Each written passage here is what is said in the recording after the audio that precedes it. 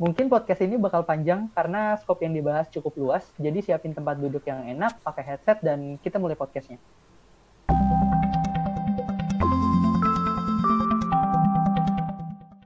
Hello, welcome to Positive.dev. Pada hari ini kita akan bahas tentang topik yang mungkin cukup baru. Termsnya istilah mungkin belum banyak yang didengar. Terus suatu topik ini baru ngetrend, baru trending, baru mulai dikenal. Yaitu web monetization, gitu. Jadi yang ngerti, yang cukup mengerti web monetization ini sebenarnya Jun. Dia udah pernah nyoba pakai dan coba implement, ya kan? Benar? Betul. Okay. Betul. Jadi apa Jun? Web monetization itu apa? Jadi web monetization itu ya sesuai namanya, gimana cara kita memonetisasi atau menguangkan konten digital sebenarnya. Intinya itu doang sih. Cuman termsnya kan udah lama ya, kayak ads, kayak apa lagi? Ya ads lah intinya. Ya. Terus kayak paywall itu kan sebenarnya web monetization juga kan. Benar. Nah, cuman yang mau kita omongin di sini yang web monetization yang menggunakan teknologi blockchain gitu. Jadi sebenarnya termsnya udah lama, terus tiba-tiba ada orang yang muncul dengan metode baru ini, terus dia namainnya web monetization, jadi kayak agak rancu gitu, agak ambigu gitu. Oke, jadi terms web monetization sendiri rancu. Karena ads gitu juga hitungannya ya web monetization kan. Betul. Tapi berarti approach-nya yang beda. Berarti dia blockchain based gitu.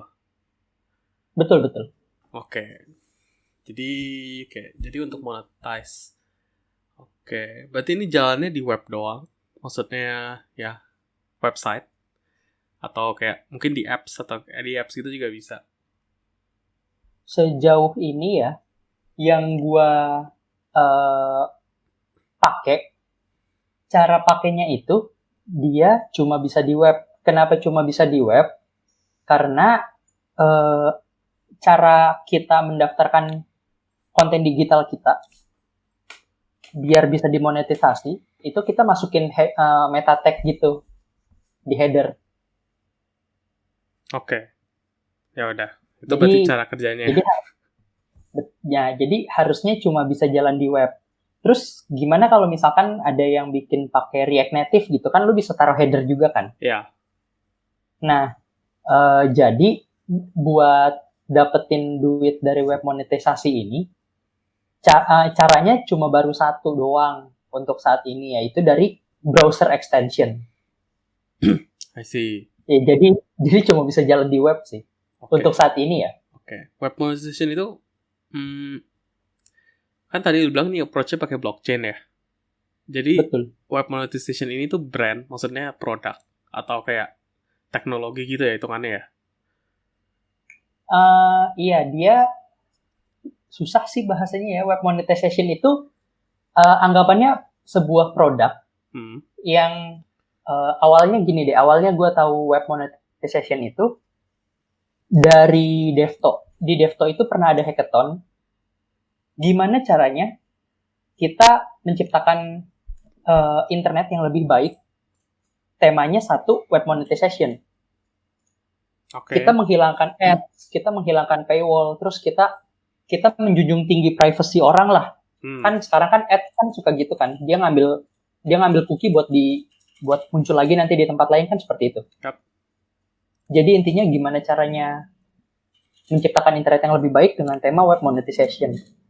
Nah, jadi ada satu ya si web monetization ini dia nggak pakai ads, dia nggak pakai paywall, tapi dia based on blockchain aja. Dia pakai protokolnya namanya Interledger Protocol. Nah, terus karena dia pakai blockchain sendiri kan diciptain buat kita bisa bertransaksi secara anonim tanpa perlu tahu siapa kita segala macam kan. Nah, intinya itu sih. I see. Karena kalau gue bahas Interledger Protokolnya, jelasinnya agak teknikal kan. Iya, terlalu teknikal. Jadi paling di kulit-kulit aja. Oke. Websitenya apa? Webmonetization.org ya? Iya, webmonetization.org. Sama kalau buat si Interledger-nya itu interledger.org kalau nggak salah. Oke. Oke, berarti web monetization berarti yang ini berarti tadi lu bilang dari DevTo. Ini berarti hasil hackathon. Nah, itu gue kan nggak ngikutin hackathonnya ya. Gue tadinya pengen ikut, tapi gue nggak ada ide sama sekali. Terus tiba-tiba udah ada yang menang aja. Oh, ini yang salah satu yang menang berarti? Ya, itu salah satu yang menang. Walaupun ya nggak ada itunya, nggak ada yang nggak ada hadiahnya gitu. Ya, karena tujuan hackathonnya itu bagaimana cara menciptakan internet yang lebih baik, di mana internet itu milik semua orang. Ya, oke. Jadi hadiah lu mungkin dikenal semua orang, gue nggak tahu. I see. Oke. Berarti intinya ini a new way to monetize selain pakai ads. Betul. Approach lain ya. Betul. Oke. Lu udah pernah pakai kan? Benar kan? Pakai. Sampai sekarang gue masih pakai. Use case lu gimana? Kenapa lu perlu pakai ini? Atau kenapa lu mau pakai ini? Kenapa gue mau pakai ini? Untuk dapat duit, ya. Iya, tujuannya sebenarnya buat dapat duit itu bukan tujuan utama. Karena gue tahu yang visit web gue itu nggak gitu banyak. Jadi maksud gue adalah ini ada sesuatu yang baru. Gue coba implement aja, dapat duit atau enggak, gue pasang atau enggak kan gue nggak rugi. Benar. Jadi gue pasang aja, siapa tahu dia yang lewat gue dapat duit gitu kan. Jadi sebenarnya pure iseng-iseng, dapat duitnya tuh bonus. Mantap. Oke. Jadi di lu use case-nya berarti lu taruh di website lu yang isinya apa? Blog. Iya, isinya tulisan gue buat menghindari kelupaan. I see. Terus so far gimana? Si web monetization di blog lu? Apakah? Lumayan sih. Gua nggak expect bakal segitu dapetnya sih. Nggak gitu banyak dapetnya. Tapi udah pernah dapat berarti. Udah dapet gitu. Top. Oke, ini kan use case lu. Lu tau gak apa use case lain gitu yang orang lain yang pakai juga. Tapi mungkin ini kan kalau lu blog kan. Maksudnya di website lain gitu. Pernah tahu gak? Nah, sebenarnya tujuan utamanya kan tadi sempat gue bilang kan. Gimana caranya web monetization di internet ini menjadi lebih sehat, nggak ngerusak privasi orang, nggak ngusik privasi orang lain segala macem. Nah, gue ngiranya itu selama ini kan kita kalau baca apa ya, Tech in Asia, terus sama The Economist, sama apa sih satu lagi gue lupa, Medium, itu kan ada paywall gitu kan? Benar. Itu kan kadang benci gitu kan, sebulan cuma boleh baca 5, ya itu aneh menurut gue. Oke. Nah, pertama gue pikir tujuannya itu buat ngilangin ads, buat ngilangin paywall. Jadi ya lu bayar, terus lu dapet konten. Nah, tapi ini masih menurut gue ya. Tapi kan kalau misalkan lu ya paling lu baca The Economist atau lu baca Medium paling sebulan sekali gitu. Atau misalkan sebulan 6 atau sebulan lebih sedikit daripada daripada limitnya dia gitu. Maksud gue daripada lu subscribe ke The Economist, ke Medium, itu kan buang-buang duit kan. Nah, makanya pakai cara yang kayak gini tuh lebih hemat duit iya, terus lebih aman iya. Jadi kayak nge-remove paywall betul. Okay. Nah, itu use case lain. Sama nge-remove ad sih sebenarnya. Tapi ad itu nggak gitu masalah kalau misalkan yang nggak ngusik privacy kalau menurut gua. Nah, terus tadi kan lu udah nanya, gimana kalau use case-nya di website lain gitu kan ya? Nah, gua nggak tahu kalau gua nggak pernah buka Twitch sama sekali, gua nggak pernah buka. Oke. Nah, gue nggak tahu cara lu dapat duit dari Twitch itu cuma dapat dari donate orang yang nonton, bener nggak? Donation, subscription sama subscription setahu gue. Donation itu kan optional, maksudnya donation itu di-enable sama streamer kan. Cuman kalau subscription itu kan lewat Twitch. Jadi misalnya lu nge-subscribe ke satu streamer, sebulan lu bayar $5 misalnya. Nah, dari situ sih. Cuman ya potongan Twitch berapa persen gitu. Nah, si web monetization ini juga bisa lo masukin di Twitch lo sama di YouTube, seingat gue. I see. Jadi bukan cuma blog, tapi ya tergantung siapa yang udah pakai protokol ini sih sebenarnya sih. Siapa yang udah pakai Interledger protokol ini, ya dia bisa implement web monetization, intinya itu. I see. Oke. Berarti kan intinya ya banyak cara. Berarti intinya semua apapun yang di website selama lu bisa kontrol atau dikasih atau yang punya service-nya implement si web monetization ini, lu bisa dipakai dimanapun kan? Betul. Oke. Itu berarti web monetization. Intinya sih kalau lu bisa bikin website yang lu bisa tambahin meta tag-nya, itu bisa pakai web monetization. Tapi kalau lu pakai platform orang, kalau dia support, ya itu bisa juga. Ya benar. Oke. Apa aja yang bisa dimonetize, berarti ya apapun lah ya yang bisa. Nah, gimana cara kerjanya? Tadi kan lu mention blockchain, tapi itu kan blockchain kan udah technical dalam mungkin cara dia transaksinya kan. Kalau misalnya nih lu di awal, gua belum terlalu ngerti ya. Kalau mau misalnya web monetization di blog gua. Nah, tadi kan lu bilang ada nambahin meta tag gitu kan. Meta tag untuk apa?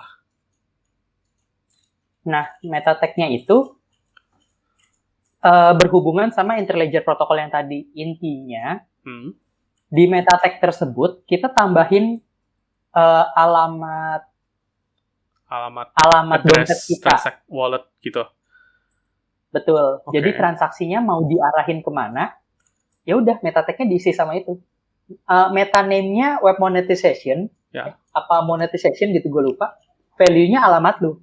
Nah, dia pakai yang tadi gue bilang Interledger protokol. Jadi dia unik gitu, alamatnya depannya $ILP alamat lu apa. I see. Ya literally kayak blockchain gitu. Berarti pertama kalau gue mau gue mesti bikin dulu wallet gue dong. Walletnya. Wallet itu gue bikinnya, tadi lu bilang Interledger kan?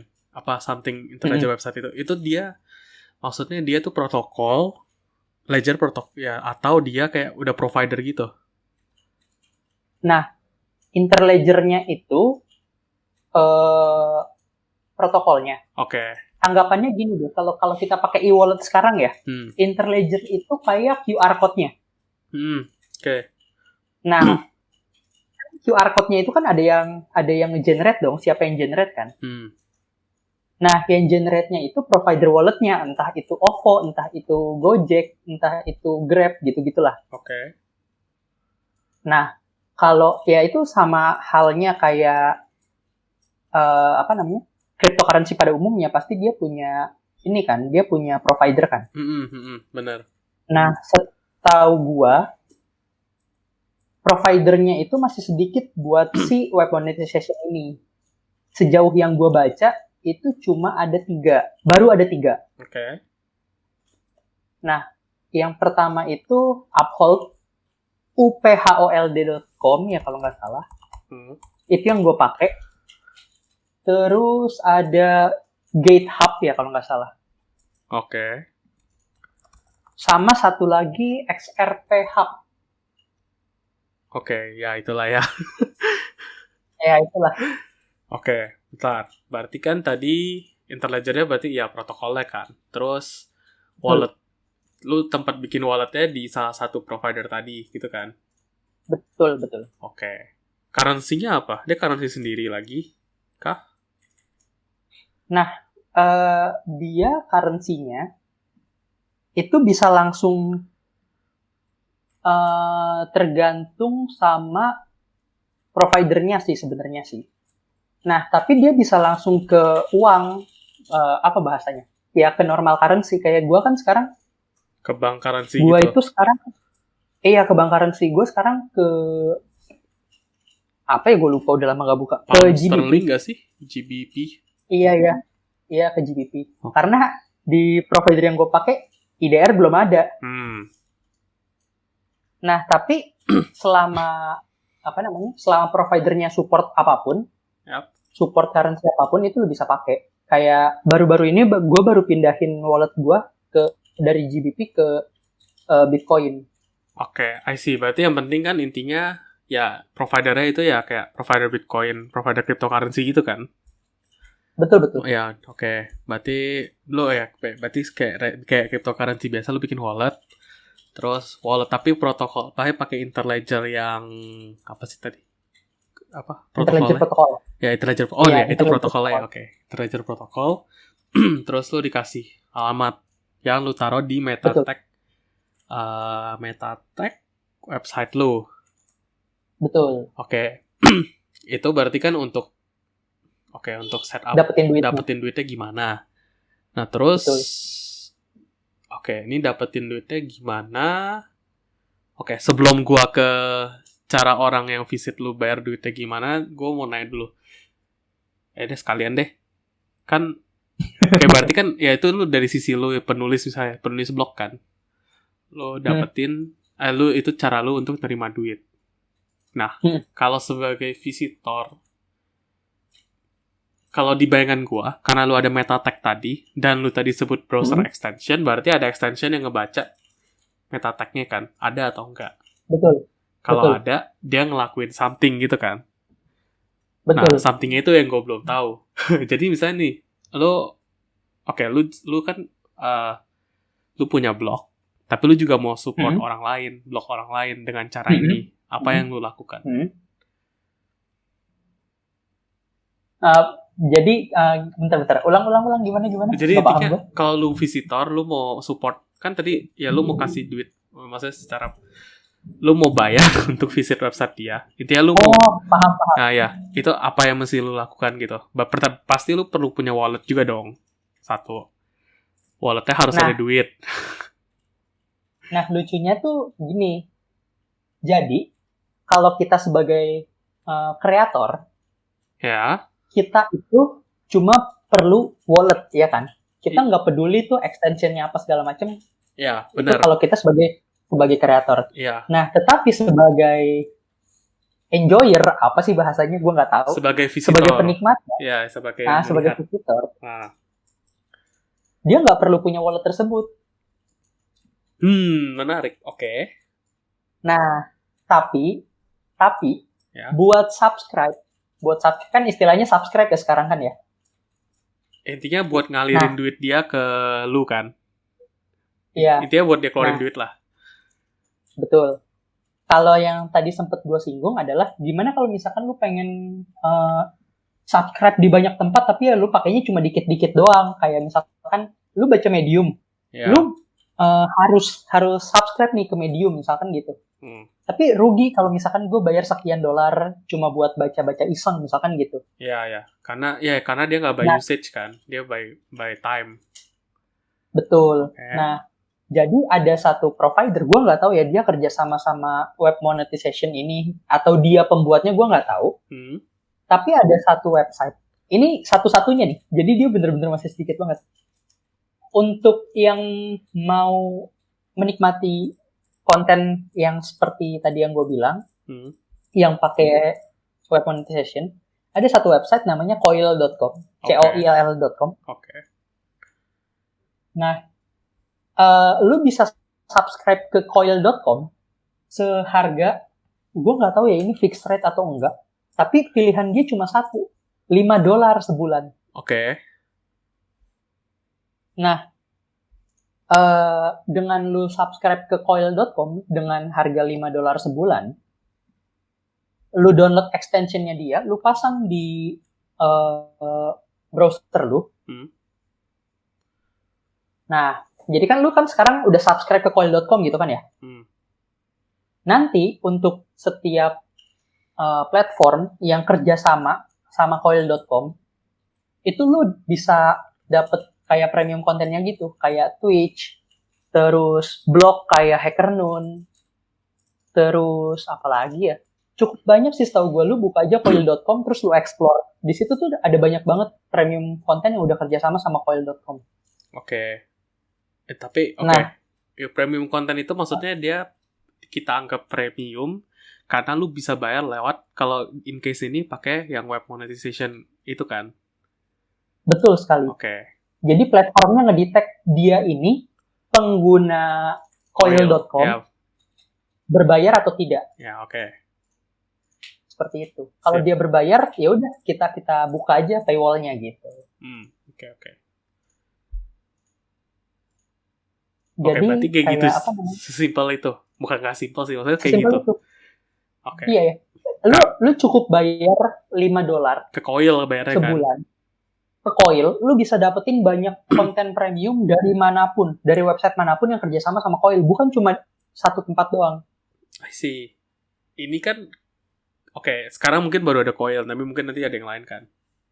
Nanti Betul. Mungkin. Ini berarti coil ini, oke, berarti sekarang kalau lu jadi seorang visitor, ketika lu udah daftar coil, udah install browser extension dia, misalnya dia visit blog lu yang tadi, lu akan kebagian.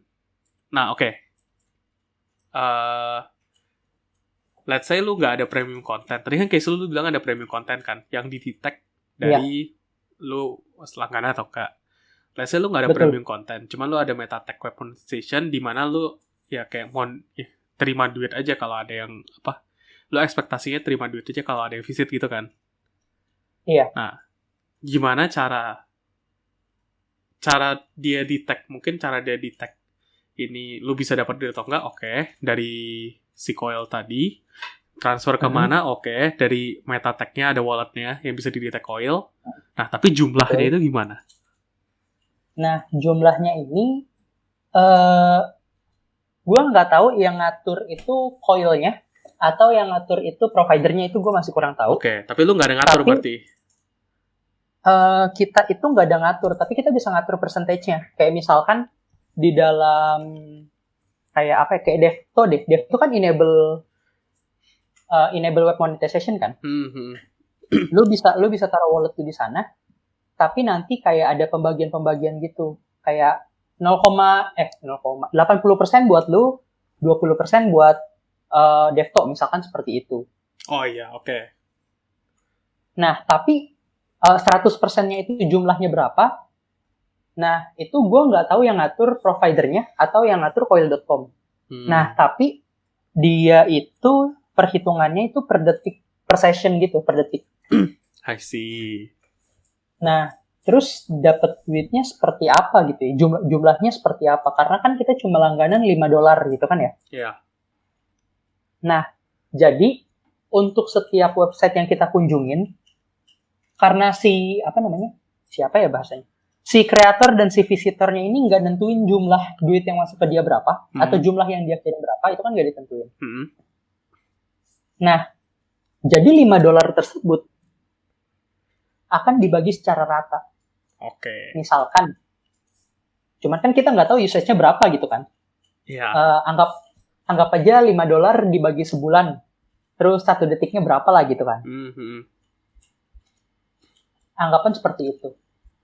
Nah, tapi gimana kalau misalkan itu kan udah per detik. Kita kan bisa ngunjungin website, mungkin lama segala macam, atau mungkin pembagiannya nggak rata segala macam.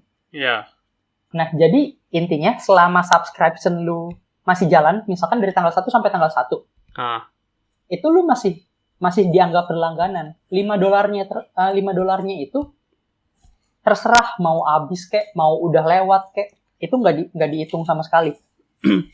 Oh iya, itu dari sisi visitornya berarti kan? Itu dari sisi visitor. Tapi kreatornya lu terima berapa persen? Uang yang didapat? Nah, berapa uang yang didapat sama kreator? Jadi dia bilang sih dia nggak ngasih tahu sedetik itu berapa. Oke. Tapi dia bilangnya gini. $5 tersebut bakal dibagi sama rata sampai pengguna sampai duit dari visitornya tersebut udah mencapai angka $4,5. Oh, oke. Nah, $0,5 sisanya itu masuk ke lu, tapi lebih sedikit porsinya. Paham nggak? Kayak misalkan lu biasa 1 detik dapatnya 0,01%. tapi dia udah $4,5 lebih nih, ya nanti dia masuknya 0,001%, misalkan seperti itu. Iya, gue ngerti. Jadi dari sisi coilnya, pokoknya budget lu $5 udah sebulan. Cara baginya itu, Betul. si coil yang ngurusin harusnya bagi sama rata sampai $4,5 itu kan. Sisanya itu juga sama rata, tapi amount lebih kecil aja, bener kan? Gitu. Betul, amount-nya lebih kecil. I see.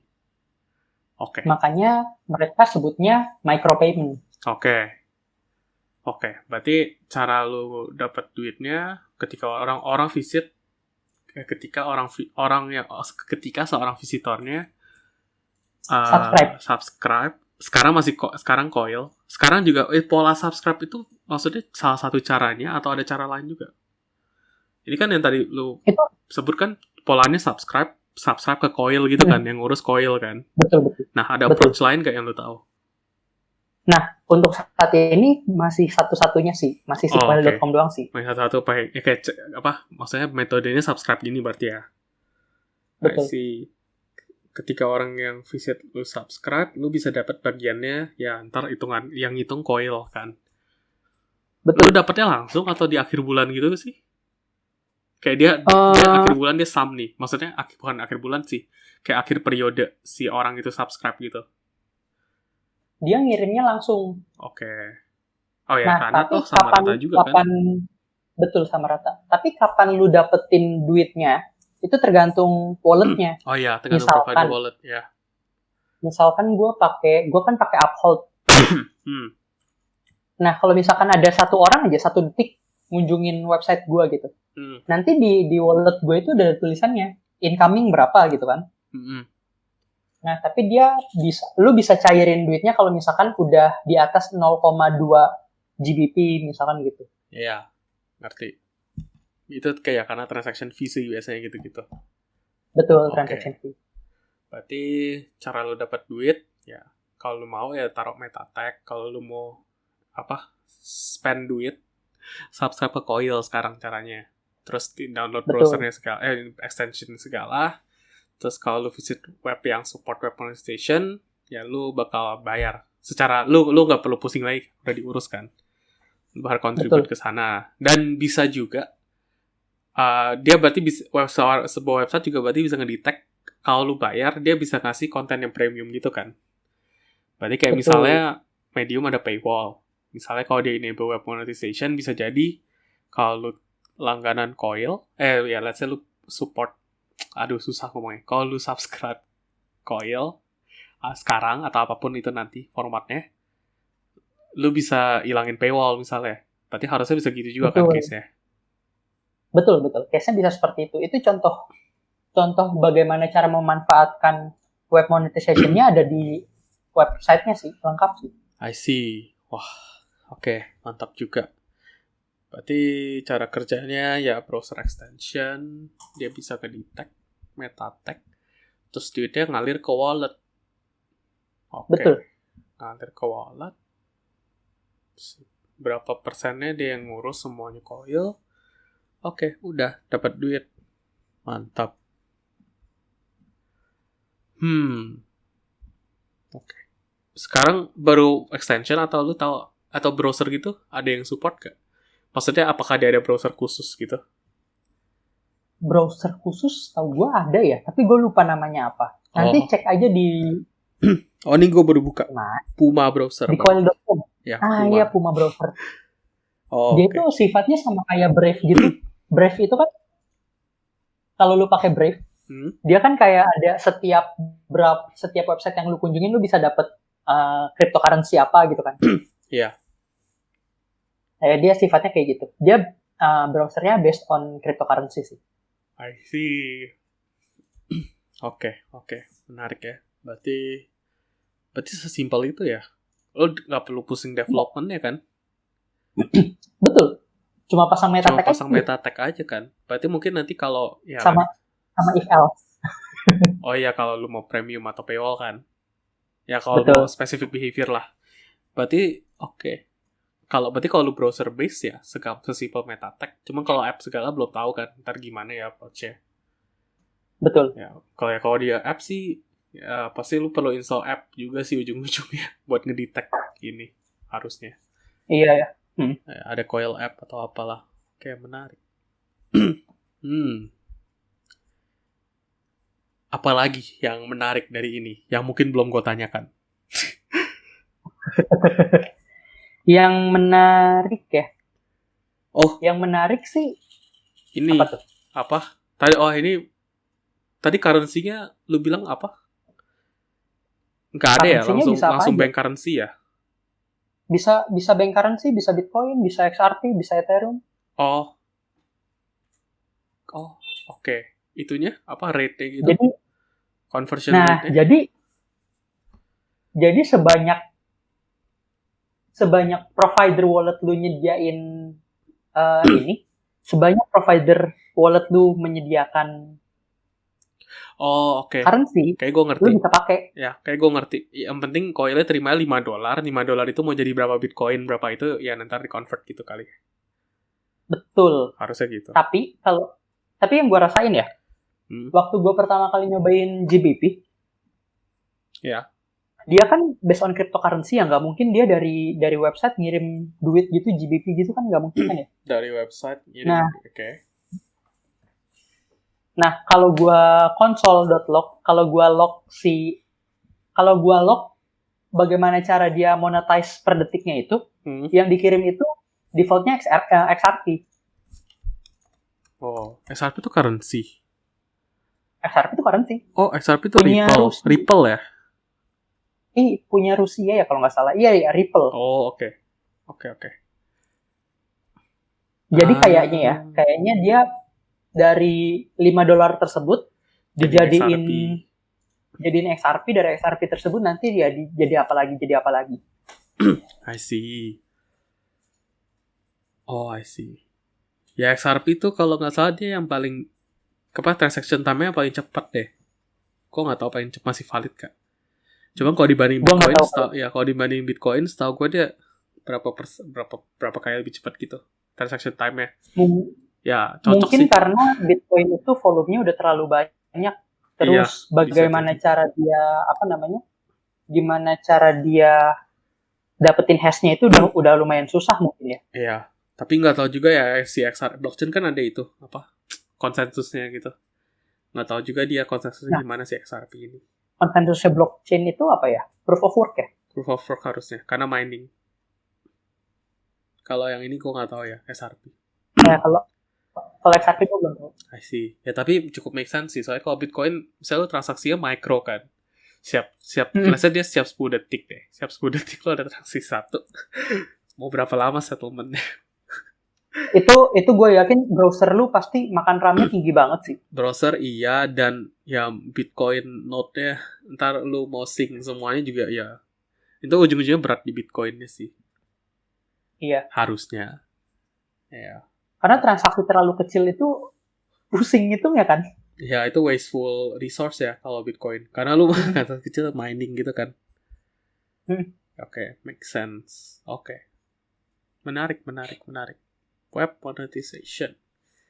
Lu tau gak ke depannya dia bakal, ini kan ya kayaknya mungkin approach-nya masih baru. Lu tau gak ke depannya dia bakal kayak ada fitur apa gitu? Sebenarnya fiturnya menurut gua udah basic ya. Intinya lu bisa ngedetect lu mau dibayar atau enggak, lu bisa kebayar udah. Betul. Itu tuh kayak hal-hal basic yang sebenarnya kita tidak perlukan, tapi dengan adanya dia ya jauh lebih mudah aja. Iya, bener. Nah, tapi ke depannya, karena sekarang itu dia lagi ngajuin buat jadi standar protokol W3. Dia lagi masa-masa mengajukan. Tapi udah banyak juga yang pakai ya. Terus gue juga udah ngerasain, maksud gue, lu pasang nggak ada ruginya buat lu. Intinya tuh sama kayak lu taruh di website lu sebuah button support, terus lu masukin address Bitcoin lu, udah cuma sama seperti itu aja, nggak ada ruginya sama sekali. Malah lebih simple, karena orangnya ya kan lu nggak usah, ya lu pusingnya di awal doang setup coil ya kan. Setelahnya lu nggak usah pusing lagi. Kayak misalnya kalau lu support gitu kan, kadang pakai PayPal, kadang pakai apa gitu kan. Nah iya betul. Oh I see, menarik. itu buat yang visitor pun manager nggak ribet. Ya udah gue bayar aja ke Coil. Gue dapetin semua yang kerja sama Coil. Gue nggak perlu manage ini, gue nggak perlu manage itu segala macam. Iya. Kalau menurut gue sih ya, mungkin bisa dieksploit kayak. Bisa sih. Kalau lu somehow bisa nginjek meta tag lu punya ke website orang. Ya itu security issue. Menariknya itu gini. Gue pernah cobain. Kan semua yang ada di DOM itu kan ya namanya aja bisa dimanipulasi gitu kan. Iya, benar. Gue bisa aja ngubah apa namanya? Ngubah wallet. Ngubah meta tag-nya jadi wallet gue sendiri gitu. Iya. Nah, tapi yang lucu adalah di wallet web monetization itu tidak bekerja di browser. Extension. Bukan bekerja di website itu, tapi bekerjanya di ekstensinya. Iya. Jadi mau lu ganti-ganti isinya, ya yang pertama kali ngedetect itu extension lu. Jadi dia itu ada tiga state kalau nggak salah ya. Kalau gue nggak salah, extension coil itu dia punya 3 state. Pertama running, running, stopping sama pausing kalau nggak salah. Nah, kalau lu nggak bayar atau lu nggak berlangganan ya, jadi ya lu pakai coil extensionnya aja, tapi lu nggak berlangganan $5 gitu. Nah, state dia itu stopping. Oke. Nah, kalau lu berlangganan, state dia itu starting. Oke. Running tapi kali. Kalau ada, running. Sorry. Okay. Nah, tapi kalau misalkan ada yang berubah dari meta tag-nya, dia pausing. Oh, I see. Berarti dia udah ada approach buat ngedetect ya. Betul. Yang gue penasaran. Misalnya lu di Facebook, terus lu ngepost komen, tapi lu ngepost script meta. Iya. Sekarang harusnya udah nggak bisa sih cross-site scripting gitu. Ya, kalau berarti masih prone ke cross-site scripting kan tetap. Betul. Iya. Karena dia bener-bener client side kan. XSS kayak gitu harusnya udah nggak zaman ya. Ya bisa nggak tahu sih. Ya harusnya udah nggak zaman. Cuman ya berarti dia prone-nya masih ke XSS harusnya. Kalau di bayangan gue sekarang. Sih. Menarik. Iya, paling yang gue tadi gue penasarannya itu sih cara lu dapat duitnya gimana segala. Sama paling ya security gininya sih. Cuman ya kita lihatlah nanti. Itu sih yang menurut gue kurang. Dia masih belum, gue nggak tahu ya ini merugikan atau enggak. Tapi dia masih belum bisa ngebedain. Kayak kan coil itu kan nggak berhubungan sama wallet lu kan. Jadi misalkan gue kreator sekaligus gue subscribe ke coil, misalkan seperti itu. Iya.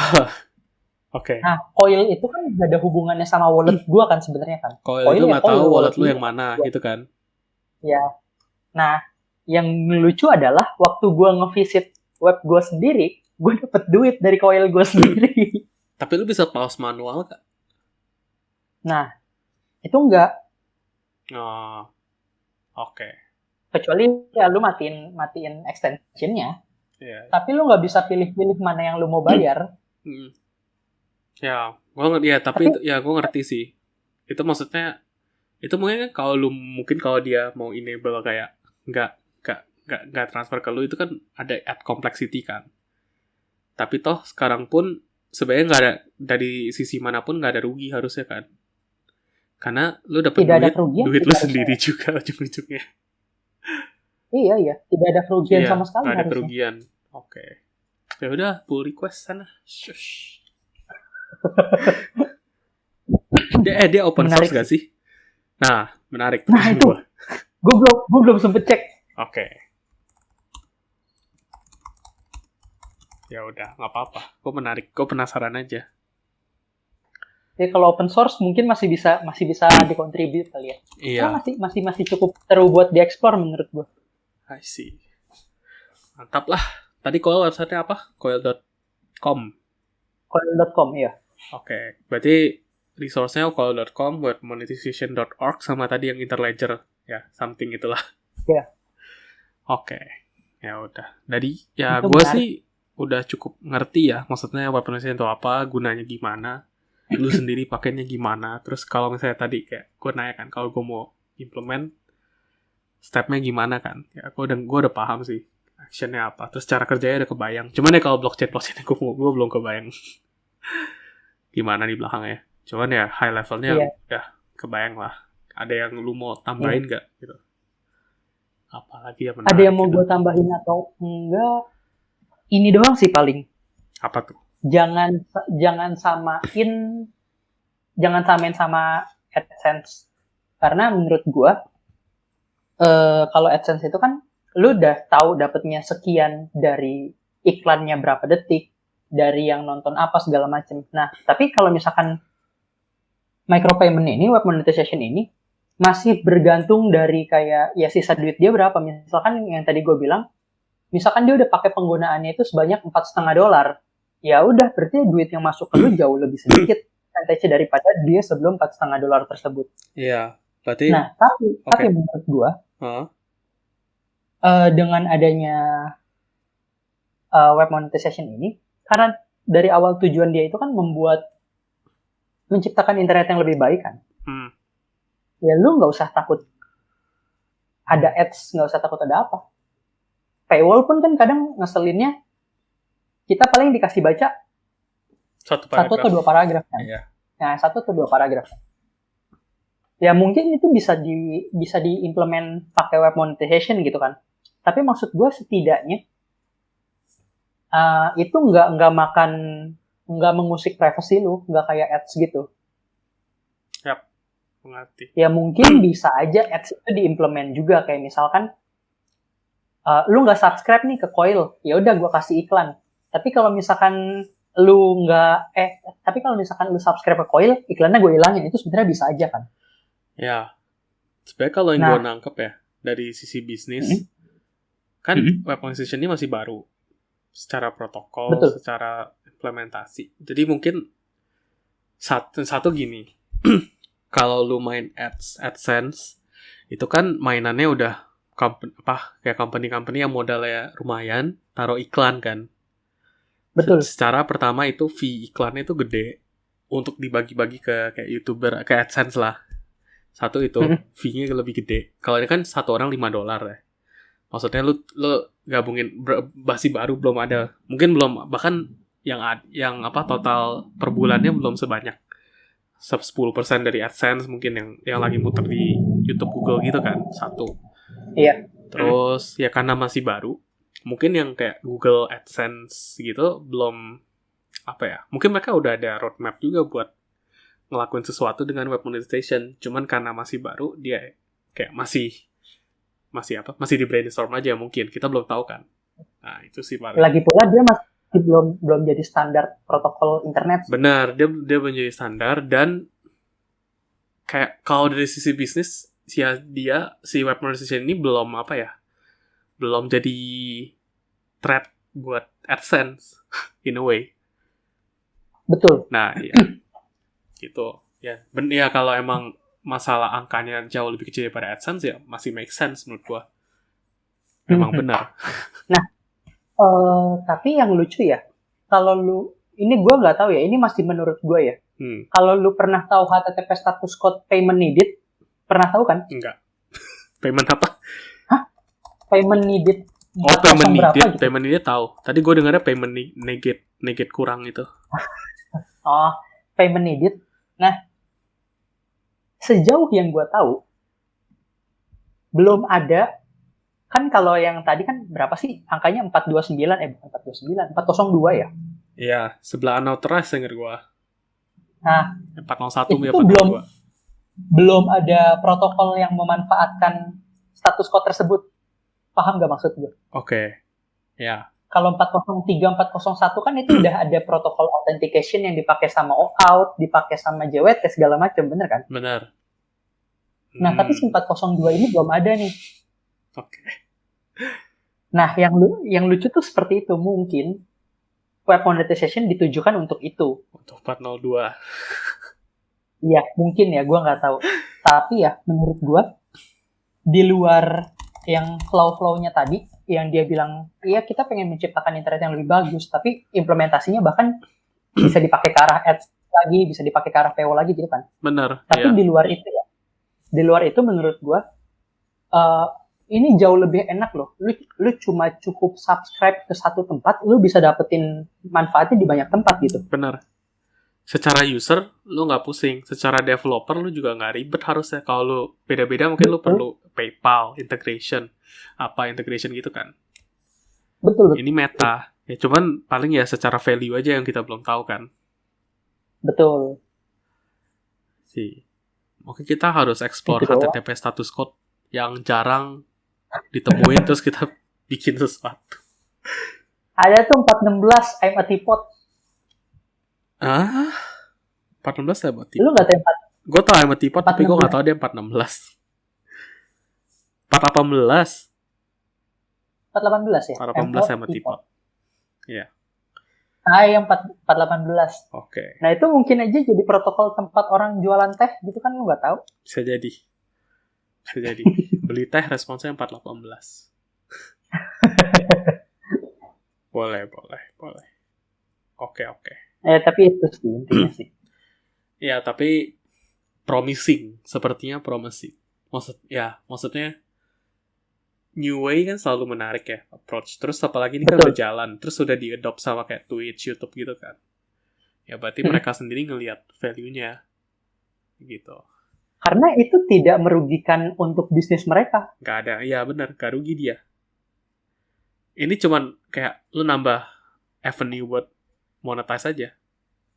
Low effort lagi. Buat nge-support kreator lah, intinya seperti itu. Tapi gue penasaran. Berarti kan ya? Oke, kenapa dulu? Lu dulu. Kalau menurut gue ya, sesuatu yang terlalu bagus itu ya pasti ada satu hal yang lu nggak tahu yang jelek banget di belakangnya. Yang kita belum tahu. Ya, bisa jadi. Ya, kalau dari lu tadi apa? Tadi gue penasaran itu kan tadi lu bilang Twitch sama YouTube. Itu dia jadi udah ada di UI-nya gitu. Jadi lu bisa ke setting, profile, lu bisa input wallet lu gitu. Maksudnya integration-nya udah segampang itu kah? Harusnya iya. Karena gue lihat di coil.com, dia Twitch nyediain halamannya sendiri bagaimana cara lu pakai Interledger, Interledger protokolnya. Oke. Jadi harusnya seamless sih. Iya, harusnya sih seamless. Harusnya. Kalau dia udah gitu kan. Masih ya sih. Ya udah, nanti gue coba explore deh kalau Twitch. Gue pakai Twitch. Menarik sih. Oke. Iya, itu menarik banget. Jadi ini a new way. Semoga ke depannya, semoga tidak dieksploit teknologinya. Semoga masih seindah sekarang, masih sesimpel sekarang ke depannya. Ya pasti enggak sih, pasti nanti diimprove, cuma nggak tahu aja ke arah mana. Harusnya diimprove sih lebih ke usage mungkin ya. Dia ada kayak tahu ya internet. Dia ada kayak roadmap gitu gak sih? Yang nah itu gue nggak tahu. Web monetization roadmap. Nah, gue itu bahkan yang tadi lu bilang dia open source atau enggak? Gue belum tahu. Pikiran gue belum ngecek dia open source atau enggak. Iya, apa-apa. Nanti kita lihat habis nih. Gue bakal investigate nih kayak gimana. Oke, menarik. Tapi menarik sih. Kayaknya semakin banyak user yang pakai, semakin banyak juga kreator yang pengen ngebuka website dia buat web monetization sih. Iya, menarik. Oke, kalau gitu. Gue mendapat ilmu banyak dari sini. Ada yang lo mau tambahin lagi gak? Apa ya? Itu doang paling. Ya sudah. Terima kasih Jun untuk sharingnya. Thank you. Terima kasih telah mendengarkan podcast ini. Mohon maaf kalau ada salah kata yang disengaja maupun yang tidak. Jika ada pertanyaan lebih lanjut atau ada topik yang kira-kira kalian mau coba dengar opini dari kita, bisa kontak kita di hello@positive.dev, hello@positif.dev, atau bisa DM di Instagram kita di @positive.dev.